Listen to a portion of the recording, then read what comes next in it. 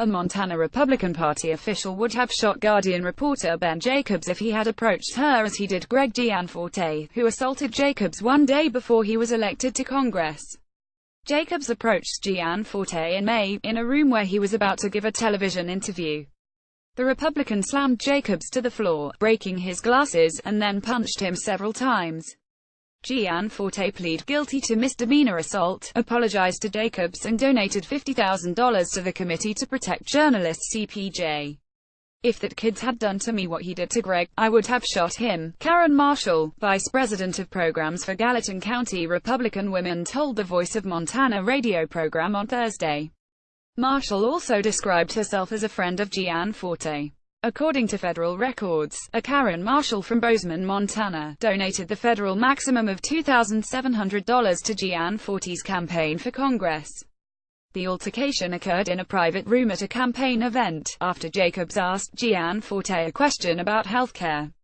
Several reporters were invited to the event, a picnic. "That kid came on private property, came into a private building, and went into a very private room that I would not even have gone into," Marshall said. "It was a setup. A complete setup. He just pushed a little too hard." Travis Hall, a spokesperson for Gianforte, told the Helena Independent Record Greg disagrees with those remarks, repudiates them, and remains focused on being a strong voice for Montana in Washington. Gianforte first accused Jacobs of assaulting him, then apologized and took full responsibility for the attack.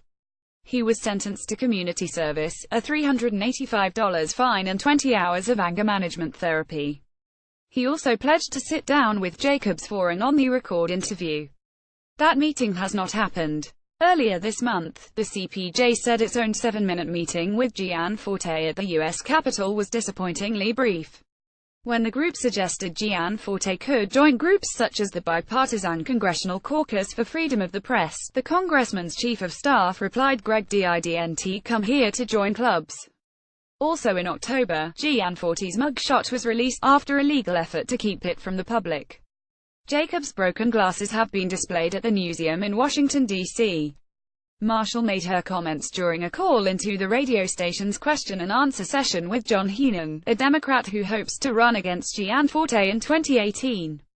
Heenan did not respond immediately, but his campaign later sent a press release condemning Marshall's statements. "The fact members of Gianforte's party are sort of doubling down and wishing worse harm on Ben Jacobs really bothers me," Heenan said in the release.